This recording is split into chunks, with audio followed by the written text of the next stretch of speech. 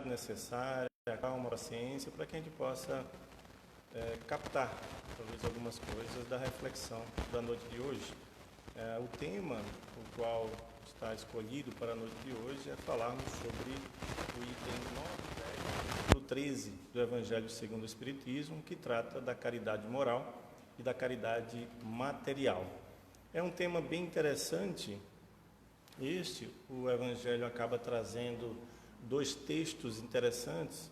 O primeiro, da irmã Rosália, que foi psicografado em Lyon, em 1860, e a segunda, assinado por nome de um espírito protetor, também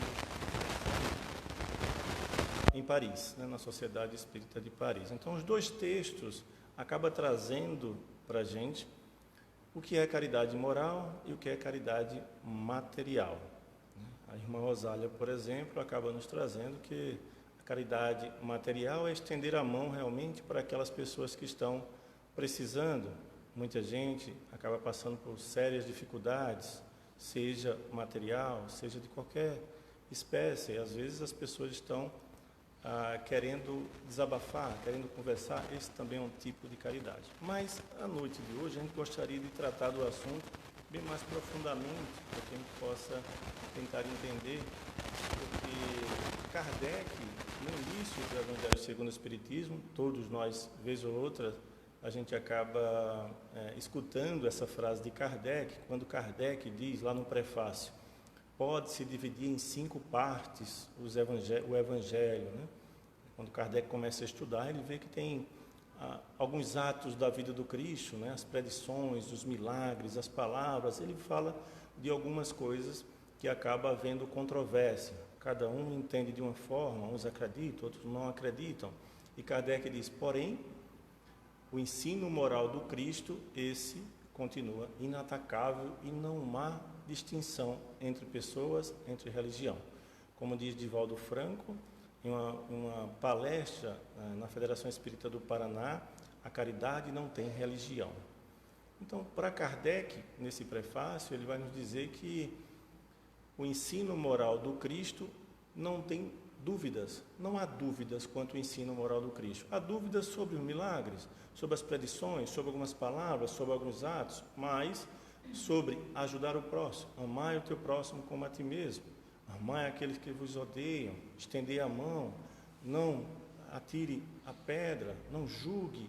Então são tantas ações do Cristo que ele vivenciou isso, ações, palavras, atos vivenciados pelo Cristo, que não deixa dúvida para todos nós que estamos na Terra, encarnados ou desencarnados, que o ensino moral do Cristo faz sentido para a gente, independente da religião. Aquela religião que não tem o Cristo como o seu guia, o seu mestre, nós, no Espiritismo, Jesus é nosso guia. Às vezes as pessoas até nos perguntam, você é espírita, mas você acredita em Jesus? Sim, Jesus é nosso guia, nosso modelo.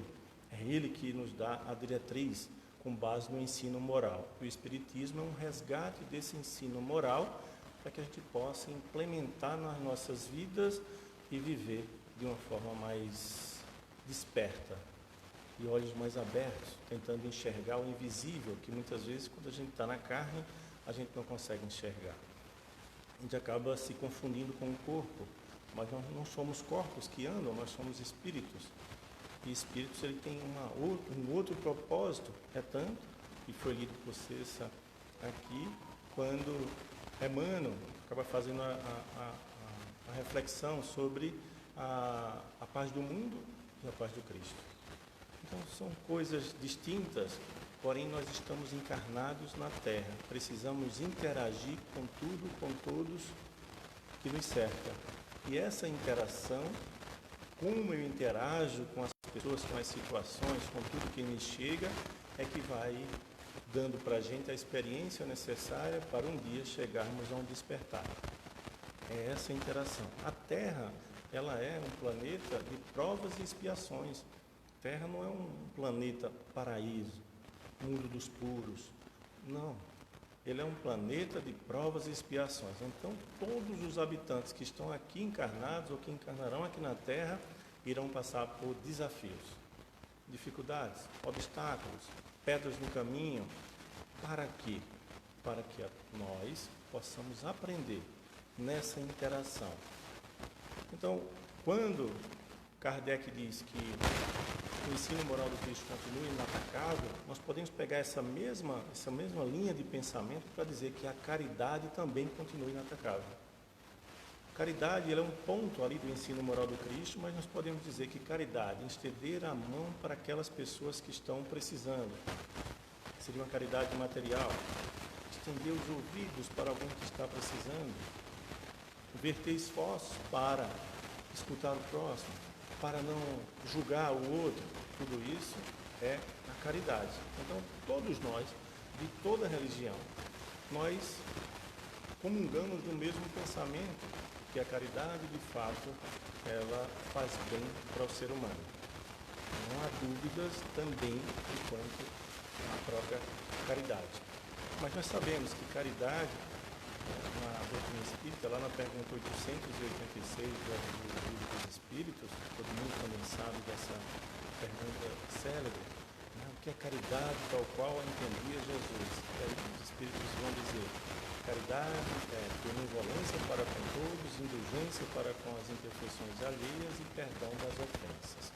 Então a gente já abre um pouco o nosso campo de visão e começamos a entender que caridade, já concordamos que caridade não tem dúvidas, precisamos fazer. É tanto que quando há alguma tragédia, enchentes, isso, aquilo, outro, nós vemos campanhas e mais campanhas das pessoas tentando ajudar aquelas outras. Nós nos comovemos diante daquelas tragédias que acabou acontecendo, né? Das enchentes no sul do país. Nós ficamos, as pessoas perderam as casas, perderam os lares, perderam pessoas, amigos, familiares, parentes que estavam ali naquele momento. E aí as pessoas se comovem disso. Vamos ajudar, quem puder dá isso, dá aquilo outro, faz isso. Quem puder vir aqui para escutar. Eu sou psicólogo e participo de alguns grupos da área da psicologia e alguns psicólogos daquela região foram convocados voluntariamente para poder ajudar. Venham para cá, ser voluntário, ajudar. E foram vários psicólogos se prontificaram aí. Então as pessoas se comovem, as pessoas querem ajudar, querem realmente dar esse passo. Não há dúvidas que ela é assim. Então, esse é um primeiro ponto. O segundo é quando a doutrina espírita amplia esse nosso campo de visão sobre a caridade, benevolência, indulgência e perdão. Então, não é dar coisas. Não é só dar coisas, porque nós podemos passar a vida inteira fazendo doações. Nós podemos verter nossa fortuna para a instituição de caridade. Mas se a gente não aprender nada com isso, não tem efeito. Porque o propósito não é dar, o propósito é receber. O propósito não é eu doar tudo que eu tenho, é eu receber. O que é que eu vou receber? Um ensinamento. Não é as coisas que eu tenho, é o que está por trás das coisas. Às vezes eu falo muito isso, que até nós espíritas somos muito materialistas. E as pessoas dizem, materialista é aquela pessoa que tem um carro, uma casa e não quer se desfazer, é que isso... Não é nada disso. Materialista são aquelas pessoas que detêm ainda sentimentos contrários à caridade, sentimentos contrários à evolução, sentimentos contrários ao despertar, ciúme, inveja, orgulho, egoísmo, ambição, tudo isso são sentimentos materiais, não são sentimentos sublimes. Então, o que está por trás desse apego a alguma coisa material é alguns desses sentimentos. Então, nós precisamos nos libertar. Como é que a gente se liberta? Nessa interação com a vida, planeta Terra, de provas e expiações. Já há um algoritmo, com certeza, preparado para cada necessidade nossa, e a gente vai interagindo com a vida. E chega o desafio, e chega alguém bater na nossa porta, chega alguém apontando o dedo para a gente, chega isso, chega com uma dificuldade, isso. Não é a dificuldade, não é as situações, não são as ações, é como eu reajo diante dessas ações. Porque nós somos espíritos, nós não somos corpos que andam. Não é fácil lidar com a vida enquanto espírito, de fato, porque nós estamos ainda no segundo mundo, provas e expiações, é um segundo mundo na escala evolutiva, estamos mais próximos do primitivo do que propriamente do mundo mais puro. Estamos passando por um momento de transição, né, de provas e expiações para um mundo de regeneração. Mas não é o mundo lá fora que vai mudar, são os corações das pessoas que irão vibrar de uma forma diferente. Iremos enxergar o outro não como um adversário, mas como um irmão que está no percurso conosco. Mas ele está fazendo muito mal, mas chegará um dia, talvez não seja nessa vida, mas nós temos uma única vida e diversas existências. Diversas existências, essa é uma existência aqui na Terra. Então chegará uma hora em qual existência seja necessária que a pessoa vai despertar. Não é possível passar milênios e milênios e milênios sem evoluir aqui na Terra, porque a própria Terra expurga as pessoas que aqui estão e elas vão para uma classe. Que seja necessário uma disciplina, pagar alguma disciplina necessária. Quando eu falo pagar, nós não viemos aqui para pagar nada. Nós viemos aqui para aprender algumas lições. Quem diz isso é Emmanuel. Emmanuel nos diz isso. Não digas que o sofrimento está ligado a um erro do passado. Não digas que o sofrimento está ligado a um erro do passado, porque sem a dificuldade não haveria, ele diz, sem a dificuldade não haveria ensinamentos ou lampejos para que a gente possa modificar. Lições edificantes, ele diz isso. Sem a dificuldade não teríamos lições edificantes. E sem o obstáculo ninguém adquire experiência. Essas são as palavras de Emmanuel. Sem a dificuldade, não teríamos lições importantes que pudesse direcionar o nosso percurso. É tanto que a gente, às vezes, está passando por algumas situações e a gente diz, não, agora eu vou agir de determinada forma, assim, sabe? Eu vou agir de outra forma. Acontece algo com a gente, algo que a gente chama de ruim. Muitas vezes, a gente desperta com aquilo. Não, agora eu despertei com aquilo. Quantas pessoas não passaram para o estágio de EQM, para o estágio de quase morte, ou um acidente, ou perda de um ente querido, e de repente despertaram para algo que não estavam enxergando. A gente tem essa dificuldade de tentar enxergar de fato o que importa na nossa vida, vida do espírito. Não é que a vida verdadeira é a vida no mundo do além. A vida verdadeira é a vida do espírito, onde quer que ele esteja. Como eu disse anteriormente, não é fácil a gente lidar nesse processo de interação com a vida, porque nós ainda estamos um pouquinho atrasados, então a gente se confunde ainda. Nós não acreditamos ou não vivemos de fato enquanto espírito, nós vivemos de fato enquanto corpos. Imagina se a gente pensar num desafio, ou melhor, num exercício, e dissesse assim, não, nós vamos, imagina se a gente viesse para a Terra, ficássemos conscientes, claro, durante o dia, e à noite nós saíssemos do corpo consciente também. Consciente. Então, vocês vão passar 12 horas na Terra e 12 horas... Bom, isso acaba acontecendo, mas a gente não lembra. Por quê? Porque quem vai é o espírito, né, e as impressões que ficam no corpo é do corpo, não é do espírito. Então, geralmente, essas lembranças de sonhos, de encontros, acabam vindo misturados, de forma simbólica, porque a impressão, né, daquilo foi o espírito que recebeu, não foi o corpo. E como nós voltamos para o corpo, temos essa dificuldade de comunicação, espírito e corpo, dessas vivências que a gente teve lá fora. Mas vamos supor que, né, fosse dada essa benesse para alguns de nós. Olha, às 10 horas da noite, você deita e vai sair do corpo conscientemente e visitar alguns parentes que já partiram antes de você vai fazer algumas atividades, você vai visitar algumas coisas e tal. A gente, se tivéssemos essa condição, a gente não ia agir diferente enquanto encarnado? A reflexão é essa. Provavelmente a gente iria agir diferente. A gente iria ter uma consciência de fato da verdade que existe no mundo espiritual, iria viver lá, enquanto a gente estivesse na Terra, se a gente passasse qualquer dificuldade que a gente passasse, a gente iria dizer, não, mas eu sou espírito, isso aqui é para a gente aprender, aqui é como se eu estivesse num curso, estou matriculado em uma disciplina, e essa disciplina está aqui para que eu possa interagir com ela e tentar aprender com ela. Se nós tivéssemos benesse, né, vindas, né, do plano espiritual, de podermos sair de forma consciente, com certeza nós iríamos agir, enquanto vivência encarnada aqui, de uma forma diferente. Com certeza nós iríamos agir. Mas aí, como a gente não tem, a gente sabe que o espírito vai, mas a gente se confunde muito com o corpo. Então, quaisquer dificuldades, quaisquer pessoas, qualquer coisa que nos chega, realmente incomoda a gente. Começa a nos incomodar, porque a gente se confundiu com o corpo. Por isso que não é as coisas que eu dou, não é aquele ato que eu faço, mas o que eu me transformo enquanto eu estou fazendo aquele ato. No livro Lázaro Redivivo, na mensagem de número 19, psicografado por Chico Xavier, pelo espírito Humberto de Campos, irmão X, na época, ele vem nos dizer, capítulo 19, você pode verter fortunas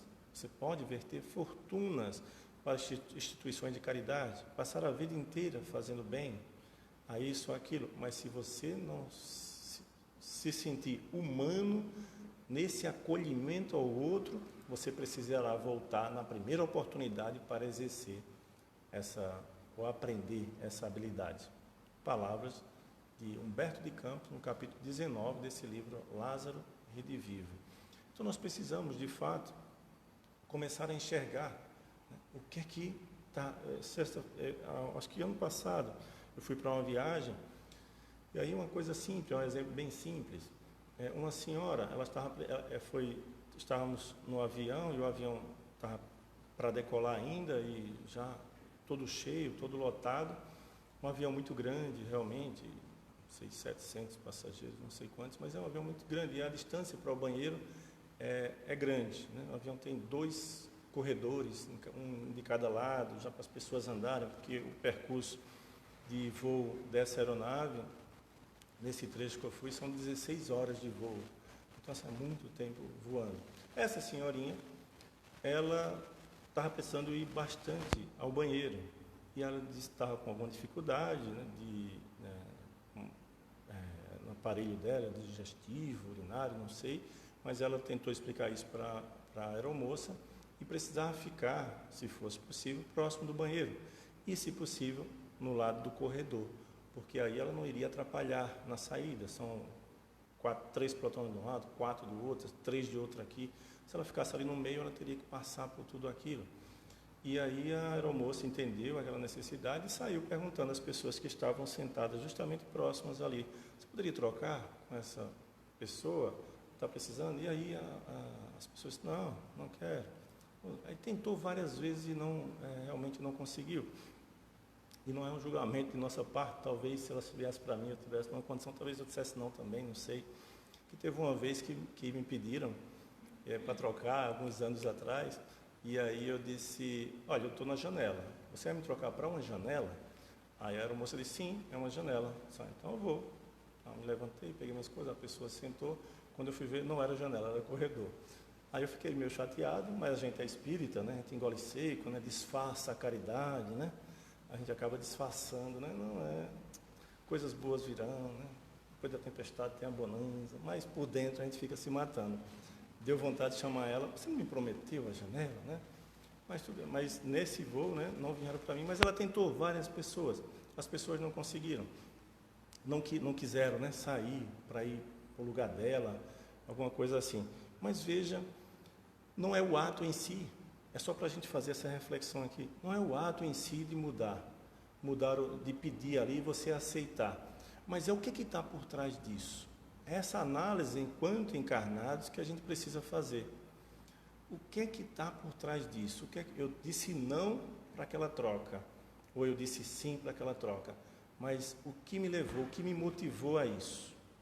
O que me motivou a dizer não? Não, eu não quero porque eu não dou o braço a torcer, eu não quero porque eu paguei e eu não quero largar. Então, quando Cristo disse: larga tudo e me segue, é justamente isso. São sentimentos contrários à caridade que acabam nos atrapalhando nesse processo de crescimento. Esse processo de despertar, muita gente já conseguiu despertar. A gente está um pouquinho atrasado ainda, a gente ainda não conseguiu, a gente se confunde ainda com o corpo, a gente se confunde com as dificuldades do dia a dia. Qualquer coisa acaba impedindo a gente de ter um bom dia. Às vezes a gente acontece alguma coisa de manhã, perdi meu dia. A maioria de nós acaba acontecendo isso. Por quê? Porque nós acabamos nos confundindo com o corpo. Mas nós não somos corpos, nós somos espíritos. Nós somos espíritos. Se somos espíritos, não tem nada aqui na Terra que pode atrapalhar uma trajetória do espírito. Nada aqui na Terra vai gerar sofrimento no sentido de nos derrubar.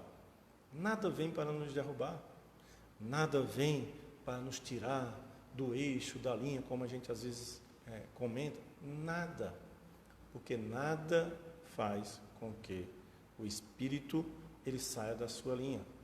Só que nós ainda, confundidos com o corpo, a gente tem essa dificuldade de enxergar. A gente acha que e a gente já pensa no amanhã. É claro que nós temos nossa responsabilidade aqui na Terra. Com certeza, nós temos contas a pagar, nós temos familiares, nós temos isso, aquilo, outro. Claro. Mas lidar com isso, quando Cristo diz, comigo o jugo é leve e o fardo é suave. É justamente isso. Comigo o jugo é leve e o fardo é suave. É justamente isso. Com os ensinos morais do Cristo, eu consigo entender que eu sou espírito. O Cristo viveu tudo isso. As ações dele, a vivência dele, as palavras dele, os encontros dele, os exemplos dele, era tudo nesse processo de interação com o outro, e ele sabia que é espírito. Sou espírito, nada. Pegou, levou para a prisão, matou o corpo, eu sou espírito. Nada incomoda o espírito. E vários. Hoje, assim, nós podemos citar Divaldo Franco, podemos citar Chico Xavier, Irmã Dulce, Madre Teresa, Gandhi, são tantos outros, esses são famosos, mas tantos outros anônimos passaram por aqui, por a Terra, e conseguem realmente dar esse testemunho.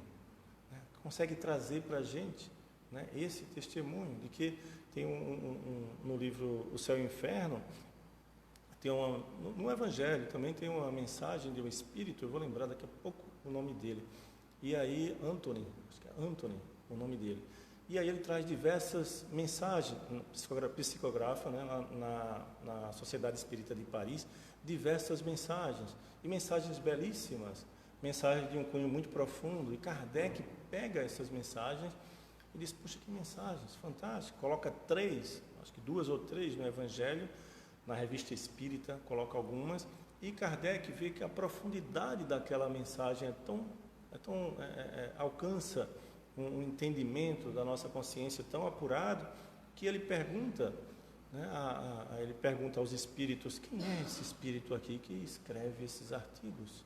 Escreveu 2, 3 artigos, quem é ele? E aí os espíritos vão dizer, é uma pessoa comum, uma pessoa que morava aqui, na cidade tal, na rua X.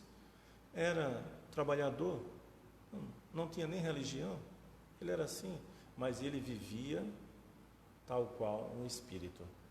Ele sabia desde cedo que o mundo é outro. A paz do mundo é diferente da paz do Cristo. Então ele já vivia nessa paz do Cristo, ele já vibrava nessas emoções diferenciadas, nesse processo de interação e a partir daí ele se desprendeu do corpo. O desafio nosso é esse desprendimento das coisas materiais, sentimentos que nos arrastam realmente para o contrário, para o caminho contrário. Então, esse é o desafio, a gente tentar enxergar como eu me sinto enquanto eu estou passando por essa dificuldade, como eu estou me sentindo quando eu estou sem dinheiro, quando eu estou com dinheiro, quando alguém vem e diz que eu sou assim, quando eu estou sem assado, quando eu passo por essa coisa que a gente chama de ruim ou essa coisa que a gente chama de bom, como é que eu me sinto? Então, como nós nos sentimos é o desafio nosso da vida, desvendar tudo isso e começar a enxergar a vida de uma forma diferente, porque o mundo lá fora é uma interpretação que a gente faz de acordo com a experiência que a gente já viveu. Então, as coisas estão acontecendo, e aí, hoje eu estava almoçando com um amigo, dizendo, mas as coisas estão ruins, mas as coisas estão tão ruins, o comércio está ruim, isso aqui, aquilo outro. Eu disse, olha, eu li a violência, ele estava falando tantas coisas. Aí ele não é espírita, mas a mãe dele é espírita. Eu estava lendo um livro esses dias, e no prefácio do livro tinha dizendo assim: o mundo está passando por sérias dificuldades, o mundo precisa se voltar para Jesus, porque as situações estão complicadas, violências, guerras, isso, aquilo, outro e tal. Puxa, a verdade, está aparecendo o dia de hoje, 1948. Prefácio escrito, um dos livros do Chico Xavier, 1948. Então, 1948 é 80 anos, quase, né? 75 anos, mais 73 anos, e já era assim. Sim, o mundo é assim. Nós estamos no mundo de provas e expiações.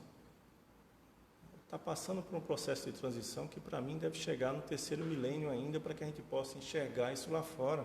Porque não é lá fora que vai mudar, como eu falei, né? Somos nós que vamos vibrar em uma sintonia diferente, e muitas coisas na Terra começam a não fazer sentido.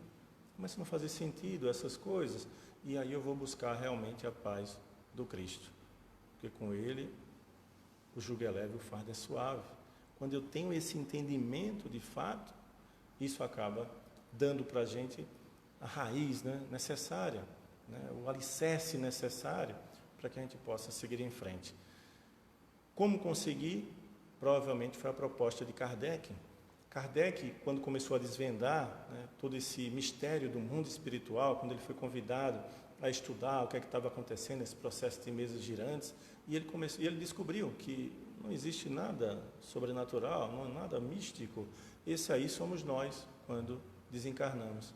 Quem está fazendo esse barulho aí somos nós, quando desencarna. Quem está falando, batendo aí nas paredes, somos nós. Então Kardec descobriu isso. Quando Kardec descobriu isso, que escreveu ali o livro dos Espíritos, com suas 1019 questões, provavelmente ele pensou, né, isso é um pensamento meu: puxa, existe um mundo espiritual, que nós vamos para lá quando a gente desencarna.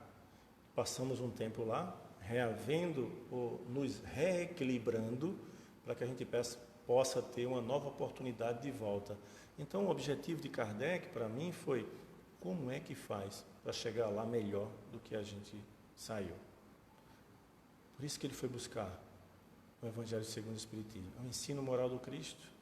Uma vez que eu me desprenda da matéria, uma vez que eu me desprenda dessas coisas materiais e começo a ter uma visão mais de espírito, eu vou interagir com a vida nesse processo de provas, de expiações, de pressões, de traições, de tudo isso, de uma forma diferente.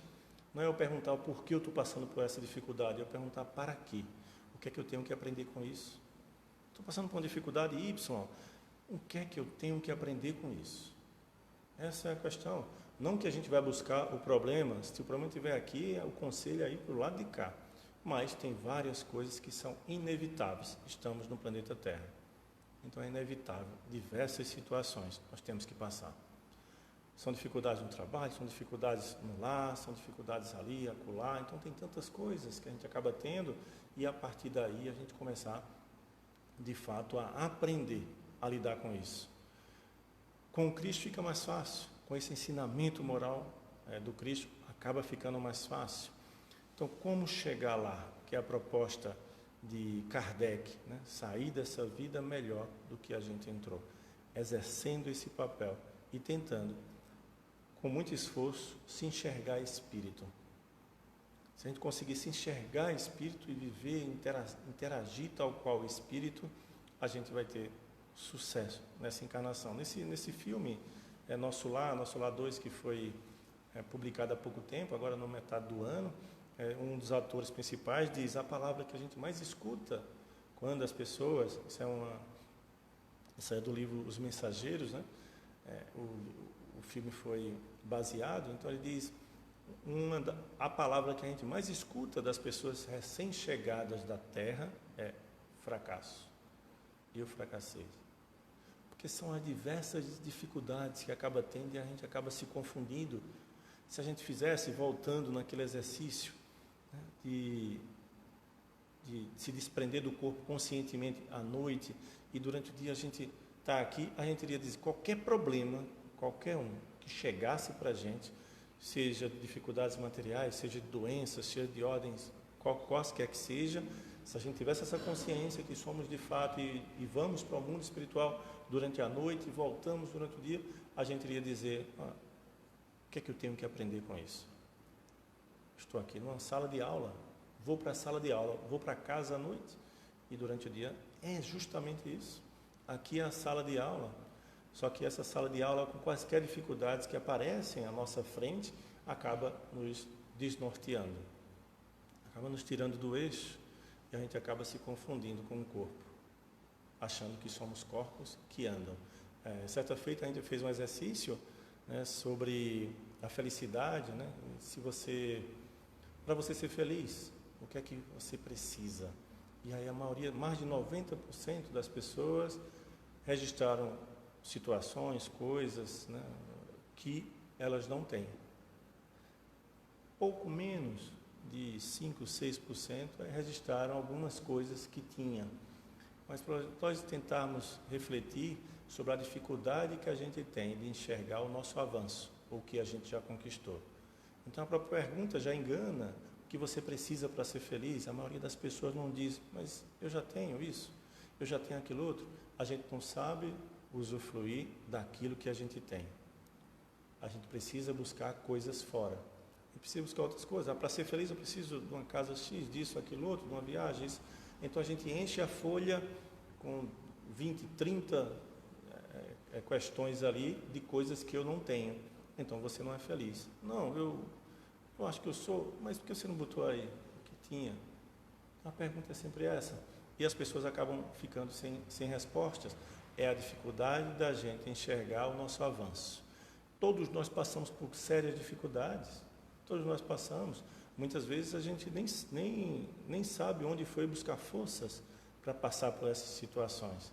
A gente mesmo se questiona, na maioria das vezes, poxa, eu passei por determinadas situações, não sei nem onde fui buscar forças para passar, mas a gente passou, a gente seguiu em frente, mesmo com a dificuldade, a gente estava lá e conseguiu superar.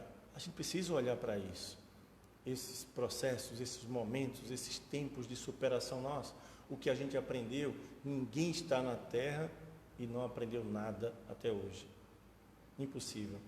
Nós estamos na Terra no ano 2000, já estamos no século 21, 2024, então a gente aprendeu e muito. Não é a primeira vez da nossa encarnação na Terra, provavelmente, temos diversas outras, então todos nós já aprendemos, já temos uma bagagem. Agora o que nós precisamos aprender é deixar algumas coisas para trás, porque para avançar precisa mudar, e para mudar algumas coisas precisam ficar para trás. E a gente tem séria dificuldade em deixar algumas coisas. A gente tem séria dificuldade em largar. A gente é muito apegado. A gente precisa treinar o desapego. Se a gente conseguir isso, e esse desapego são para os sentimentos contrários à evolução, à caridade, ao despertar. Se a gente conseguir isso, exercitar isso em nós, a gente vai conseguir enxergar a vida de uma forma diferente. Como diz lá aquele jovem, os cabelos dourados, né, do Pequeno Príncipe, que recebeu como lição o invisível, né, o essencial é invisível aos olhos. O essencial ainda continua invisível aos nossos olhos. Eu sempre repito essa frase, né, porque a gente é um exercício, né, a gente precisa tentar enxergar o essencial. E o que é o essencial? É aquilo que é permanente, é aquilo que alimenta o espírito. O resto são ilusões. Essa paz do mundo, que Emmanuel comenta que é uma ilusão temporária. É uma ilusão temporária. A pessoa acha que está na paz. Não é, é uma ilusão temporária. Então a gente precisa treinar esse olhar espiritual nosso, de se enxergar espírito e começar a enxergar o essencial. Então o que é o essencial? O essencial é isso. Talvez a gente esteja dando muita voz, ou muita vez, ou muito foco nas coisas que não são essenciais, e isso tira a gente do caminho. O exercício é esse, começar a enxergar, isso é importante ou isso não é importante para o espírito, e a partir daí viver, de fato, de forma melhor. Com a ajuda dos bons espíritos, através da oração constante, com certeza devemos recorrer em todo momento, não só quando a gente for deitar, está dirigindo, está no ônibus, está isso, aquilo, está lavando roupa, está comendo, está... é hora de você ter uma conversa com você mesmo. Essa conversa com você mesmo acaba fazendo com que você acalme os sentimentos, acalme as emoções, e a gente começa a perceber que a gente está mais leve. Isso é desprendimento do corpo. Quando a gente se desprende do corpo material, a gente está se desprendendo, aí sim eu consigo enxergar. Enquanto nós estamos no corpo, profundamente arraigado ali, eu só consigo enxergar outras coisas. Não consigo enxergar o que importa. O essencial ainda acaba ficando invisível aos nossos olhos. Gratidão a todos vocês, gratidão a Cessa, que está aqui hoje.